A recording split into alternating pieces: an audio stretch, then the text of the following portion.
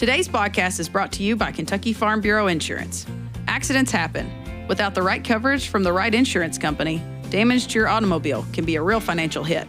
That's why Kentuckians appreciate the competitive rates and personal service they get from Kentucky Farm Bureau Insurance. When the unexpected happens, count on us to help you get back on the road. To request a free quote, find your local KFB insurance agent at mykfbagent.com. Kentucky Farm Bureau, big on commitment. Hello, listeners. Hello, listeners. Howdy, how are you? That's a new voice. There's a new thumbnail picture. There's a new picture. There's new stuff. It's very confusing. What is going on? It's a very small picture, I might add. The little picture of Tim on a website. There's all kinds of new stuff. And what are we doing? What are we doing? We're getting real. Let's get rural. Let's get rural. Let's get rural. We're gonna get rural from now on. So we've done a shift. We have rebranded. We have rebranded. That's what the industry calls it. We'll say the industry. Yeah, and we know because we've been in it. Yes, we've been doing some things to rethink the podcast, and we actually are going to allow Tim to hang out with us more. Tim Thornberry, the legend here at Kentucky Farm Bureau. It really was, because my segments were really getting all the attention. Yeah, they're getting all the attention. Wait, so I got to get him back front. Let's have him on here. Reel him in. So that we can take credit for it. So yes, we have started a new adventure here in the podcast world for Farm Bureau, and just rethought it a little bit. So here we are. We are here. We threw some darts at a board, and now we have figured out what's stuck. And congratulations, Tim. You've made it. You stuck.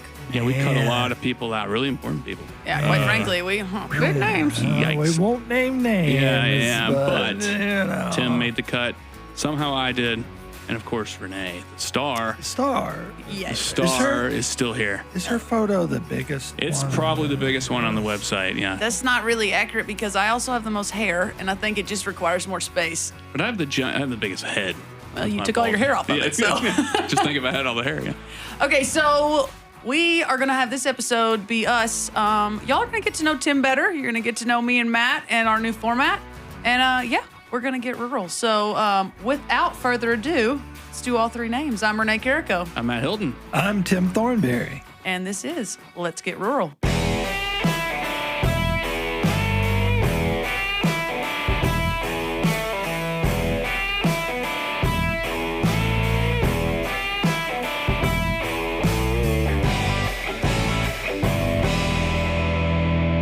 All right, guys, we're doing this thing. This is great. This is going to be very exciting. We're bringing a little new life into the podcast. We're trying to take it to the next level. You know, maybe we could hang one of those little GoPros up and film us while we're doing it. We might do that someday. Yeah. We do make fun of appearances a lot, and no one can see us. So, Right. do people know you're bald? My wife does. Poor thing. We're going to have to put a camera in here so people can be like, oh, that's what they were talking about. Okay, yeah. I didn't know he was bald. and Yeah, I'm- Put your glasses on, Tim. Put your glasses on. So Holy cow, you are. So clearly we all know each other pretty well. We've Yes. worked with each other at the Farm Bureau for a good amount of time, I guess as long as you've been here, because you're the Correct. I have been here 4.5 years. 4.5 years, great years. You've been 10? 10, a 10? decade. I'll be 20 soon in May. 20 years here at the Farm Bureau. Jeez. And I have not grown as a person this whole time. You started when you were 12. I was didn't 12. you? Yeah, that's it. Yeah, I had hair. I didn't have a beard.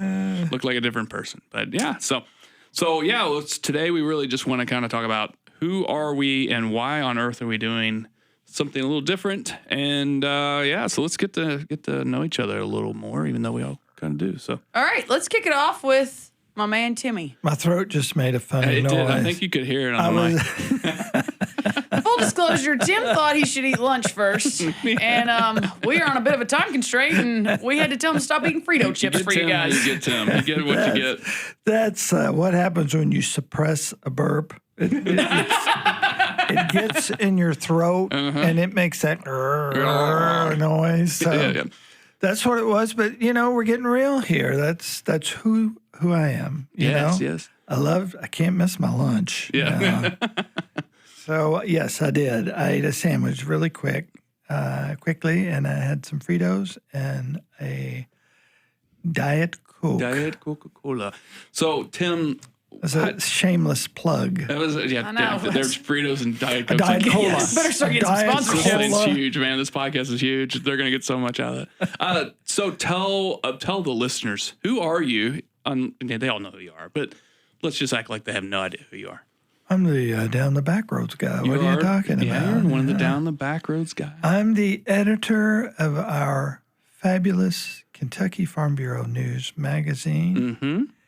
and it is wonderful. It is wonderful. It's been around a long time, but It has You- been yeah. in its format now. Next year, a little preview here. Teaser. Next year, we will be celebrating 25 years ooh, of the magazine in Very its cool. current format. But I got to tell you this. The Kentucky Farm Bureau News has been around for decades. Someone sent me a newspaper from 1964 that they have had in their closet or garage or somewhere all these years. And it was still in one piece, but it was kind of brownish looking, or it had faded. And at the top of it, it said the Kentucky Farm Bureau News. And it was a real size newspaper. cool. That's And I really cool. went, wow, that is really Yeah, cool. when I first got here, we had All Around Kentucky, I believe was the All Around Kentucky? the newspaper. Yeah. And then we started actually, not started, but we did a magazine, and then eventually it just was. We just said, let's just put all that in the magazine. And then you took over that 10 years ago. 10 years ago, after a long stretch as an ag reporter. I'm a reporter. That's not me. I'm not a reporter. I was a storyteller. Story. But I worked in communications for, it's been over 30 years now. Yeah, yeah. But I was very familiar with Kentucky Farm Bureau because I was a regional writer for an agriculture publication. I didn't know whether to say paper or publication or whatever it was, which is still around. No shameless plug there, though. Yeah. They were great people. Yeah. And it was a family paper when I started, and then it became a conglomerate, bought it and expanded it into several states. And Farm Bureau was one of my main sources in this state, Yeah, yeah. and that's how I got to know the folks here and how they got to know me. Yes, yes. We bumped into you quite a bit, the communication team, and we had the opening, and we said, well, we know a guy that could do it right away. Because it's complicated. It's not just something anybody can just kind of learn how to do and keep it afloat and going. So somebody that actually built publications before and also can write and understood us and understood the community and all that. So you were like a perfect fit. Perfect. I was a Perfection. You get that all the time. Perfect, Tim. choice. Perfect No, Tim. no, I don't. But thank you for saying that. Yeah, yeah. So where does Tim live? Tim lives in Franklin County, Kentucky. Grew up in Anderson County. Born in Midway. Whew. A Y'all long made time. some big travels. I mean, Yeah. whew. It's a great distance between Midway and Lawrenceburg and Frankfort. Got my first haircut at Johnny's Barber Shop in Midway. Wow. Yeah, We're getting some tidbits here. it's not there anymore. Your hair or the Poor Johnny. I still have hair. you do. You're doing much better, man. Yeah, but spent the most of that time growing up in Anderson County. I was a Bearcat. Go Go Bearcats. Bearcats. Uh-huh. And I had some wonderful, fantastic educators at that level that sort of set the fire under me about writing. I always loved it, had great teachers that encouraged me, and then moved on to other things. My dad was a photographer, so that he sort of lit the fire on that side of it. Mm-hmm. And so I had a professor that told me if I married those two things, I would be a lot better off. And she was right. Yeah, yeah, Her name was Paula Hill, and I don't know whatever happened to Paula. yeah. She moved away. She got married and moved away, and never to be heard from again, Yeah. at least by me. But changed the life of little She Tim Thornberry. changed. He changed my life. Yeah. Paula, if you're out there, Thank you. thank you. Thank you, Paula. I'm not sure how old Paula is now. Yeah. She's. Yeah. That's pretty cool. Pretty cool. Well, But anyway, thanks for being at Farm Bureau. We like you. well, I like Farm Bureau. I like farming. I grew up actually sort of on a farm. We didn't farm it, but everybody around us farmed, and we were in that farmhouse. And, learned a lot by watching and, just being a little kid in a way. Yeah. And it just, that way of life stuck.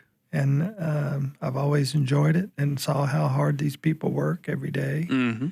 And, all the different things they have to do. They're not only farmers or economists, they're, bookkeepers, they're tax people, they're machine operators, they're mechanics, they're everything. Mm-hmm. And you just got to have an inherent love for them for all that they do. Oh, yeah.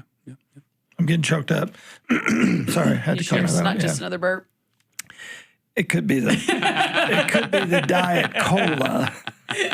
No free ads. No, for answer. Cola. Yeah. But it's been a fun ride. But I'm 65 now, so It's another 20 years here at the Bureau. Looking ahead. Another 20 years, and I'll probably look Probably at take. You want to retire at the same time, me and you? retiring. Yeah, I'm gonna try to outdo you guys. Now, a little tidbit. I think Tim knows every single person here at the state office, Probably. insurance and federation, and everyone's favorite person at the office is Tim. Easily. I'm pretty sure at this point. That is a fabrication If out we did there. a poll, in the office, you would probably win.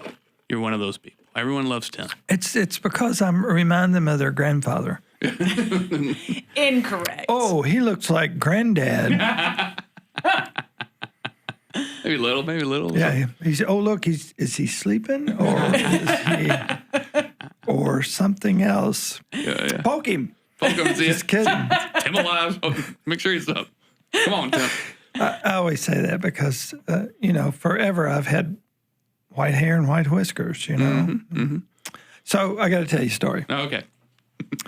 We go about every year. We go over to the Kentucky Horse Park during Christmas, and they have the Southern Lights. Another shameless plug. Here we go. Yeah. Golly. So, sorry. Send those checks in, folks. Just kidding. I'm only kidding. Anyway, we're over there, and there's a huge line of cars, and they're side by side, two lines going in. And you guys might find this unbelievable, but I was a bit grumpy. You? That night. I've never seen that. Yes. And so we're sitting in line, and I thought, oh, great, we're going to sit in line to see these lights and blah, blah, blah, blah, blah. And I noticed a car next to me, and some children had the window down, and they were just looking at me. And I mean, there was, small children, probably 6, 7 years old. And I sort of just glanced at them and looked away, and then, kept moving sort of together and looked over, and they're still looking, and they're laughing, and they're waving. And I looked at my wife and said, what are those kids laughing about or something? And my wife gently looked at me, and she said, they think you're Santa Claus. Oh.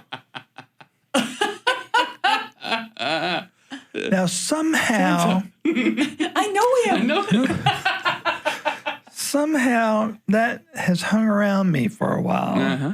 So when some friends of ours had grandkids, and the grandkids seemed to like me, they said, they think you're Santa Claus. You're Santa. So I've developed a complex about that. I think it's The great. Santa You guys wait complex. till the Christmas episode. It's Yeah, going to be great. Timmy, the Santa Claus. Yeah. And I don't look anything like Santa Yeah, Claus. not at all. I don't know where really, they no. could get that kind of an idea. Yeah. Anyway, just call me Well, Santa. We're excited to have you a part of this. Your role, really, you're going to be kind of, we're going to have a lot of loose chat with folks throughout the state about rural life and that. And you're going to have the hard hitting, more interesting in a journalistic sense, some hard-hitting information for folks. But you're still going to join us on those particular podcasts. We'll have little chit-chats beforehand and see what's going on in the magazine, what's going on in the state from an agriculture standpoint. So you're going to really help us tell that story. So appreciate that. Well, it's not that I know it, but I know people that know it. Right. And I always lead with, please pardon me for asking a stupid question or a dumb question. Yeah. But we are very blessed to have some people right here in our building who are very into all the knowledge about agricultural economies, about agriculture issues, about advocacy issues, and that helps me out a lot. I just write down what they tell me. Yeah. It makes my job easy. And so that's a big help. And throughout the state, I mean, we talked to a person today from the American Farm Bureau Federation, and, she was a wealth of knowledge, corn and soybeans. Who knew all the different things you can use corn and soybeans for? But people need to know that. People need to understand that. Not just farm people, but every person that enjoys food and all the products that those two crops go into making. Yeah. So, so it's very interesting. It never gets old for me. As long as I've been doing it, it just, there's always something new to talk about. And got lots of people to share their stories with me, and my job's easy. I just write down what they say. Right. He is being very humble. Tim does a good job of making people comfortable to tell their story.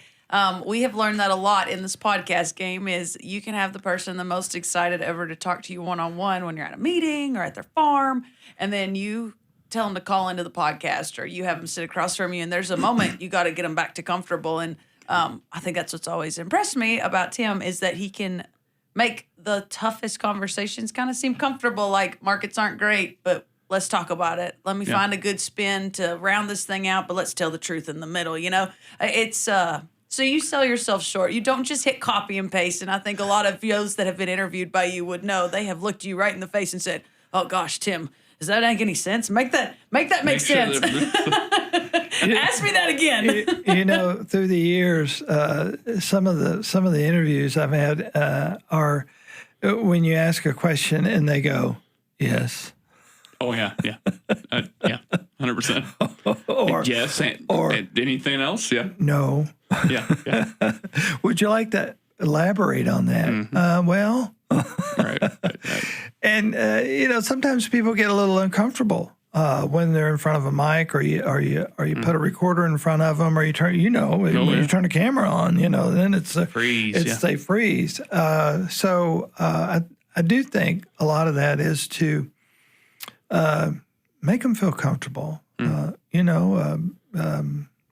If you feel like you've said something you didn't want to say, then tell me. Know, and we just try to give everybody their due diligence and let them sort of tell their story in their own way, and we help them out with that. Try to guide them through it, and 9 times out of 10, it works out, and they seem to be pretty happy with that. Yeah. Something you said was ask the dumb question. Yeah. That's where I come in. Is asking dumb questions. I'm really good at that. Is this going to work out? Yeah. Can you guys be on the same podcast? I don't know. There's gonna be a lot of dumb questions.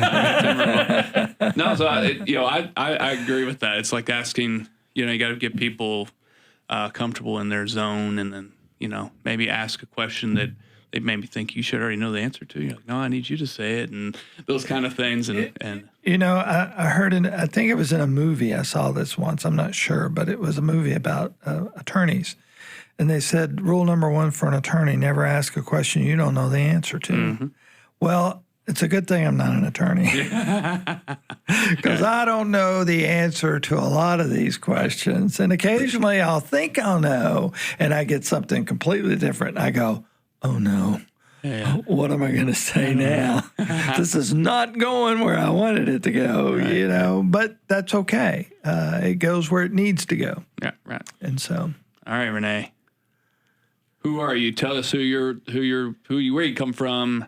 Let's get to know Renee. Okay, let's get to know Renee. Yeah, where are you from? Where's your family from? That's one thing that I think people, if they've been listening, they get a little insight into. Yeah. So I grew up in Princeton, so that's West Kentucky, but we're super transplants to the state of Kentucky. So I'm now married into a town where my husband is related to half the town, so it's been entertaining because my parents work at the research center in Princeton, and they are actually originally from Louisiana. Mm-hmm. My mom is from South Louisiana.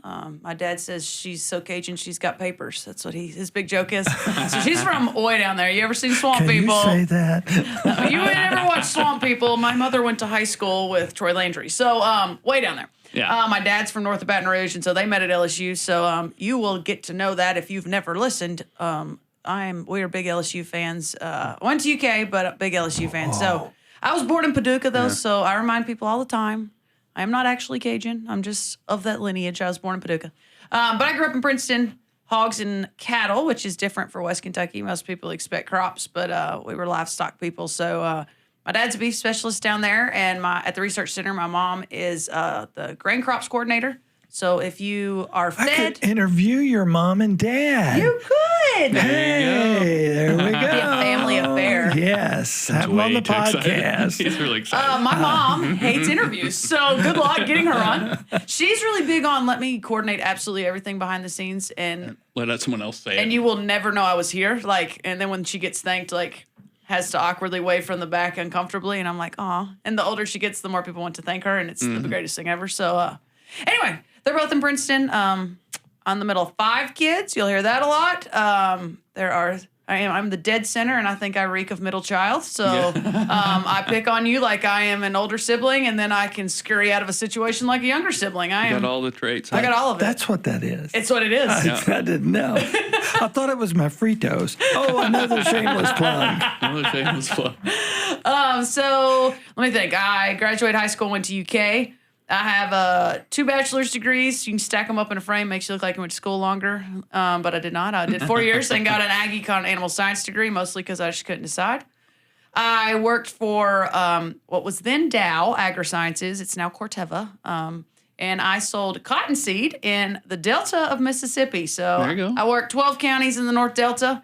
Not to brag, but we were the highest cottonseed area for phytogen in the whole Mid-South. So, I mean, no big deal. I'm sure Texas and Arizona beat the tar out of us, but my little Delta counties were kicking butt. I didn't know that about you. I know. Fascinating. So I sold for a while, learned the Delta, learned a lot of row crop that I ironically did not work hand in hand with when I was in West Kentucky, so that was cool. And then this very nice tall boy I had found in college wanted to get married, and we tried and tried for Mississippi, and then he got like 3 or 4 job offers in Kentucky. And I was like, are we banging our head the wrong way? And we kind of turned around, looked at the door God had open, and 2 phone calls later, I had a job in Kentucky, which was just hilarious because he was like overqualified for things Mississippi. And we made it back. So now we live in Springfield. We have a cow-calf operation with his parents and grandparents, and so we partner with them. And then we run stalkers on our little place about a mile down the road. And now I live in a town that is about the exact same size as Princeton in central Kentucky. And it has its own little fun culture, and it is awesome. I love where I live. I love my in-laws. I'm very, very blessed. And I drive about an hour and 10 minutes up here a couple days a week, or else I'm in the field doing fun meetings. But I direct our commodities division here. So I've got a team of 5. We do the Certified Farm Market Program. We cover all commodities. We do fun tours. And then I get the pleasure of doing all things environmental for us. I coordinate with Kyle a lot and Erica on our public affairs team. I give Tim as many people that I think will talk well about issues or interviews or farming. We spend a lot of time doing that. And honestly, one of my favorite things about my job, which is something I never thought I would do, is actually this podcast. Matt and I talk about this all the time. I think we both, Matt formally, you guys both have actually gotten to formally interview people like for a purpose. I got to go talk to people just to gain trust and relationships and learn more about what they do when I was traveling in a livestock role for a while. And I used to come back and tell people these cool stories people would have. And they'd be like, oh, that's so cool. Like, I'd love to meet them. And I'm like, I don't know. Like, when you're in Allen County next, like, I'll totally, like, but when somebody just going to happen to be in Allen County or not county, you know? So I would meet all these cool people. And now this podcast is, like, my chance to get people to have those conversations with those guys. So they don't have to be worried about being on a video. They don't have to worry about being quoted in a magazine. We're just we're just talking. I just want you to tell me a fun story about your kid when they were out in the field with you, or why losing a calf during calving season is heartbreaking, even though you've been having cows for 50 years. It's those kind of little punches that I get to have one-on-one with people across a tailgate, and now we get to do it across the airways when we're doing a podcast. So, yeah, that's a little about me. I don't know if I covered it enough. My husband's the best. He laughs. He listens. Him and my mom might be our number one fans. Nice. My mom, because she thinks I'm great and tells me, "You did great. Don't worry. That was awesome. That might have been a tough interview." Thanks, Mom. And I'm like, "You're awesome." And then my husband to make fun of me for any misstep I've ever made on this podcast. And so I am both brought up and humbled. Every Tuesday, Wednesday, whenever the podcast comes out and they listen, about a day and a half later, they're telling me what I've done great and wrong. So if you guys are ever worried, can we get better? My husband is trying his darndest to get us there. So there you go. Very cool. Very cool. Well, cool.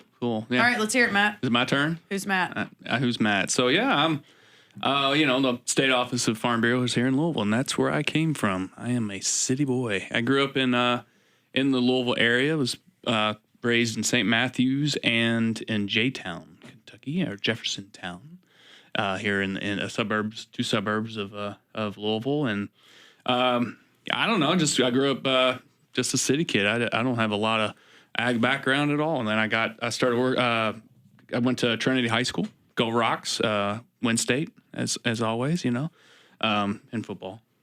Y'all say go Rocks? They say go Rocks, win state. Yes. Oh. Shamrocks, go Rocks. Yeah, I know, but go Rocks is not like kick rocks. Like, I feel like you should pick a new thing. State. Go Rocks, win state. And then after that, I went to Western Kentucky. Went there, didn't have a clue what I wanted to do. Had a little bit of photography in high school and decided to take a broadcasting 101 class, and went in there, and it was really just like a real generic, like this is what broadcasting is, but it was interesting, and took a really class that locked me in. Was like just how to work a camera, how to do like more of the actual production part of it, and kind of got hooked from there and fell in love with it. So I did that. I worked at Western. They got a PBS station called WKU PBS. It was WKYU is how I say it. The old people say it when they worked there. But a really neat station. You can't call them old people.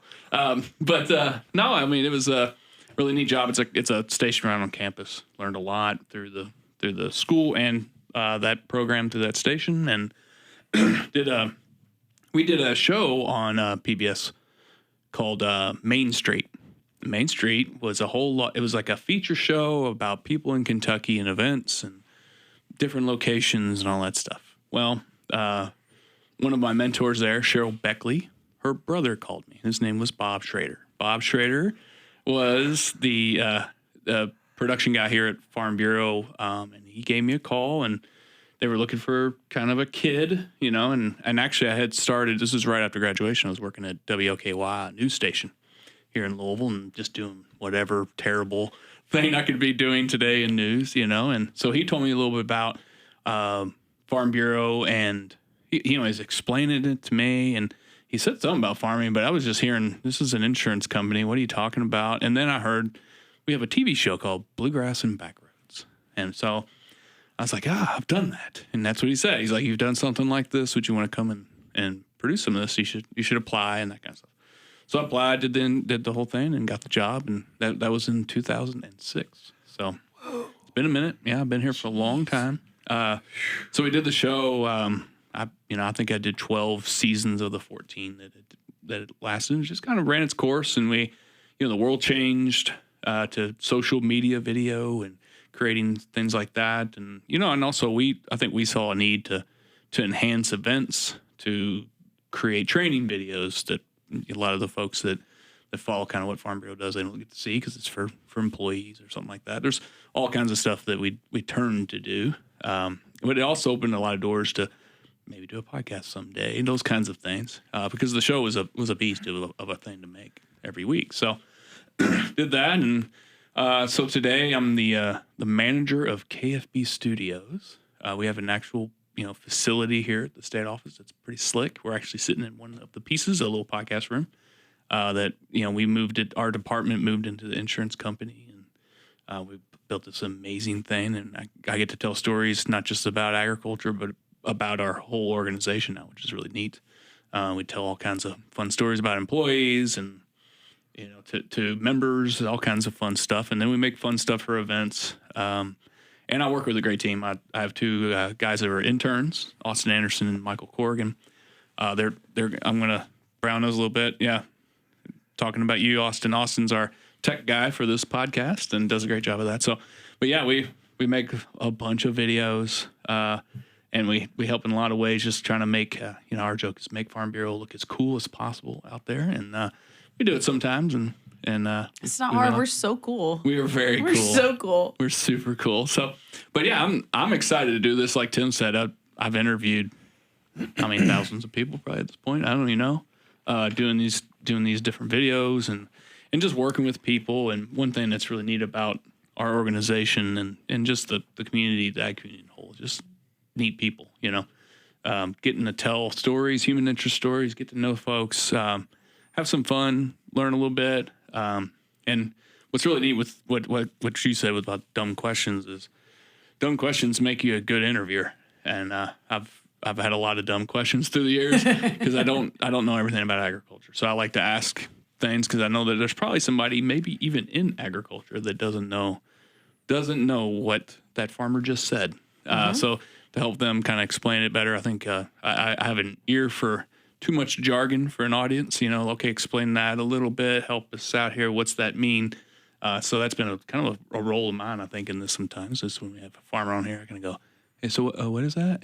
So that's what I'm excited to do that. One thing I've fell in love with through the years is the rural communities. And I think that's one thing we want to lean in a little more, is just talk about rural life also, not just agriculture. It's a huge part of rural life in Kentucky, but just talk about rural life and the issues, the problems, the fun parts also about being in rural Kentucky. And I look forward to that. So this will be fun.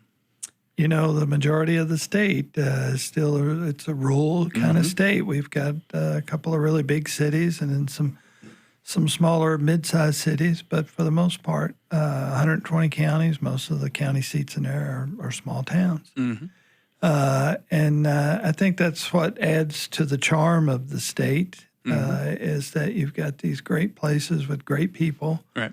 And the cities do too. Don't get me wrong. Yeah. A lot of great people, both in Lexington and Louisville, and then some of the larger surrounding places.